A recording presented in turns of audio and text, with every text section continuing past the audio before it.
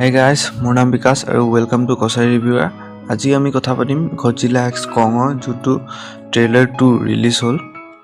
কালি release হৈছে চাগে Godzilla x কঙৰ trailer 2। আৰু তাত গডজিলা এক্স কঙৰ চবতকৈ ডাঙৰ ছুপাৰ ভিলেন মানে যোনটো ছুপাৰ ভিলেন গডজিলা এক্স কঙত আহিবলগীয়া আছে এই ছুপাৰ ভিলেনটোৰ নাম হৈছে স্কাৰ কিং। আৰু স্কাৰ কিঙৰ এটা ফুটেজ তাত দেখুওৱা হৈছে। আৰু স্কাৰ কিং কোন হয়? স্কাৰ কিং হৈছে হলো আৰ্ট, যোনটো আমি গডজিলা ভাৰ্চেছ কঙৰ ইয়াৰ যোনটো পাছৰ যোনখন মুভি আছিলে সেই মুভিখনত যোনটো হলো আৰ্ট দেখিছিলোঁ, সেই হলো আৰ্টটোৰ ৰজাটোৰ নাম হৈছে স্কাৰ কিং। আৰু সেই স্কাৰ কিঙৰ লগত এবাৰ গডজিলা আৰু কঙে দুয়োটা একেলগতে কাজিয়া হ'ব, ফাইট হ'ব। আৰু সেই ফাইটত গডজিলা আৰু কং জিকিব চাগে, আৰু স্কাৰ কিঙক গডজিলা আৰু কঙে একেলগে মিলি হৰাব। গডজিলা এক্স কঙত আমি আৰু এটা নতুন কেৰেক্টাৰ আমি দেখিবলৈ পাইছোঁ, যোনটো একদম সৰু কঙৰ নিচিনা একদম সৰু। তাক আমি ছোটা কং বুলি ক'ম। আৰু সেই ছোটা কং মোৰ মতে স্কাৰ কিঙৰ পুতেক হ'ব। আৰু স্কাৰ কিঙৰ পুতেকে মিলি কেনে গডজিলা আৰু কঙক হেল্প কৰিব স্কাৰ কিঙৰ এগেইনষ্টত ফাইট কৰিবলৈ। ট্ৰেইলাৰটো যেতিয়া ফাৰ্ষ্ট ষ্টাৰ্ট হৈছে তেতিয়া আমি দেখিবলৈ পাইছোঁ যে কঙৰ হাতত এখন আৰ্টিফিচিয়েল কিবা মানে গ্লাভছ টাইপৰ কঙে পিন্ধি আছে। আৰু ইজিপ্তৰ পৰা কঙে য'ত মানে পিৰামিড দেখিবলৈ পাইছোঁ, তাৰ পৰা কঙে মাটি ফালি ওলাই আহিছে। আৰু ইফালে আমি গডজিলাক দেখিবলৈ পাইছোঁ, ব্ৰিজ ভাঙি গডজিলাই পানীৰ পৰা ওপৰলৈ উঠি আহিছে। আৰু এইটো চিন দেখি মজা লাগিলে ভাই। মনষ্টাৰভাৰ্ছৰ চবতকৈ এইটো কোৱালিটি চবতকৈ ভাল, কাৰণ মনষ্টাৰভাৰ্ছত বহুত তাবাহী হয় আৰু এই তাবাহী চাই মজা লাগে। আৰু ইয়াৰ পিছতে আমি জিয়াক দেখিবলৈ পাইছোঁ। আৰু জিয়াই মানে যোনজনী সৰু ছোৱালী আছিলে গডজিলা ভাৰ্চেছ কঙতো আছিলে, এজনী ছোৱালী যোনে কঙৰ ফালে আছিলে। আৰু গডজিলাক মানে কঙক গডজিলা যে ভাল সেইটো কথা এই ছোৱালীজনীয়ে ৰিয়েলাইজ কৰাইছিলে। এই ছোৱালীজনী ইয়াত আমি এইটো ট্ৰেইলাৰটো দেখিবলৈ পাইছোঁ। এই ছোৱালীজনী চাগে আকৌ সপোন আহিছে নেকি, সেনেকুৱা টাইপৰ হ'ব। আৰু ডক্টৰ ইলিনি এণ্ড্ৰিউছক জিয়াই কৈছে যে তেনেকুৱা আহিবলগীয়া আছে, এনেকুৱা স্কাৰ কিং আছে চাই তেনেকুৱা টাইপৰ কৈছে, কাৰণ সেই ছোৱালীজনীয়ে সপোন দেখিব পাৰে আৰু সপোনবোৰ লাগে সঁচা হৈ যায় চাগে। ইয়াৰ পিছত আমি দেখিছোঁ যে কং আৰু গডজিলাৰ লগতে বাকী যিমানবোৰ মনাৰ্কৰ লগত কাম কৰিছিলে, মানে যিমানবোৰ ৰিচাৰ্চ চেণ্টাৰত কাম কৰা মানুহ আছিলে, চবেই হলো আৰ্থলৈ গৈছে।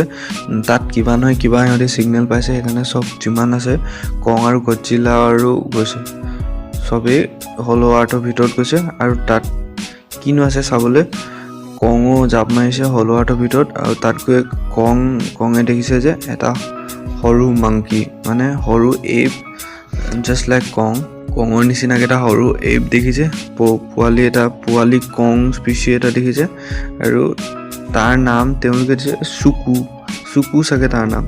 তো চুকু হৈছে মোৰ থিয়ৰী মতে চুকু হৈছে স্কাৰ কিঙৰ পুতেক, আৰু বা নহ'লে স্কাৰ কিঙৰ লগত থকা যিমানবোৰ এপ আছে তাৰ ভিতৰত এটা হ'ব। আৰু চুকু মিলি কেনে কং আৰু গডজিলাৰ লগত মিলি স্কাৰ কিঙক হৰাবলৈ চেষ্টা কৰিব, কাৰণ স্কাৰ কিং বহুত বেয়া চাগে। তো সেইকাৰণে কং চাইড স্কাৰ কিঙৰ কাবিলাটো ৰাজা হৈ যাব পাছত। মোৰ মতে এনেকুৱাই হ'ব এই মুভিখনত। তো এইখন মুভি আহিবলগীয়া আছে মাৰ্চৰ 29 তাৰিখে চাগে। তো এইখন আৰু আমি ইয়াৰ পিছত ট্ৰেইলাৰটো দেখিব পাইছোঁ যে কং আৰু স্কাৰ কিঙৰ ফাৰ্ষ্ট বেটেল হৈছে, য'ত কং বৰ বেয়াকৈ হাৰিব চাগে। তো স্কাৰ কিঙে কঙৰ হাত এখন চাগে ভাঙি দিব, নহ'লে হাত এখন কাম নাইকিয়া কৰি দিব। আৰু তাৰ পিছতে কঙে আৰ্টিফিচিয়েল কিবা গ্লাভছ টাইপৰ এটা পিন্ধিব, যোনটো পিন্ধি কঙে স্কাৰ কিঙৰ লগত পাছত আকৌ লাগিব। তো সেইটো পিছৰ যোনটো বেটেল হ'ব তাৰ লগত গডজিলাও কঙৰ সৈতে একেলগতে কাম কৰিব। তো গডজিলা আৰু কঙে মিলি স্কাৰ কিঙক হৰাব।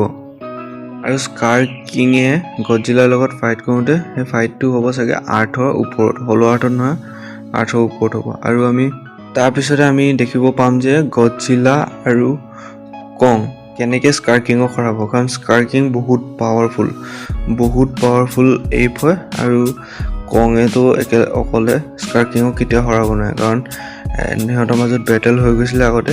আৰু কং সিহঁতৰ মাজত বহুত বেয়াকৈ হাৰিছিলে। ইয়াৰ পিছত আমি চাগে ইয়াৰ পিছৰ যোনবোৰ মুভি আহিব মনষ্টাৰভাৰ্ছত তাত আমি যোনটো নতুন এপ চুকু সেই চুকু ষ্টৰিটো কণ্টিনিউ হ'ব চাগে। আৰু যদি ডিজনি ব্ৰ'বোৰ যদি পগলা নহয় তেনেহ'লে কঙক নেমাৰিব চাগে, চাগে কং মৰিব পাৰে এই চিনেমাখনত। তো এনেকুৱা হ'ব পাৰে। তো কাছ এনেকুৱা নহওক, কাৰণ কং চবতকৈ ফেভৰেট, গডজিলাতকৈ ফেভৰেট কেৰেক্টাৰ হয়।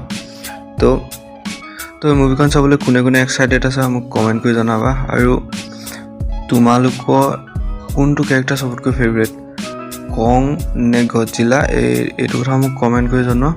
আৰু যদি ভিডিঅ'টো ভাল লাগিছে তেনেহ'লে লাইক কৰি দিবা আৰু চেনেলটো ছাবস্ক্ৰাইব কৰি দিবা। আৰু নতুন চেনেল হয় প্লিজ শ্বেয়াৰ কৰি দিবা লগৰ যিমান বন্ধু বান্ধৱী, ঘৰৰ যিমান ফেমিলি মেম্বাৰ আছে চবলৈ। কাৰণ এটা যদি ভিডিঅ'ত লাইক বা ভিউজ আহে ন তেতিয়া বহুত ভাল লাগে। তো মই যাওঁ, বাই।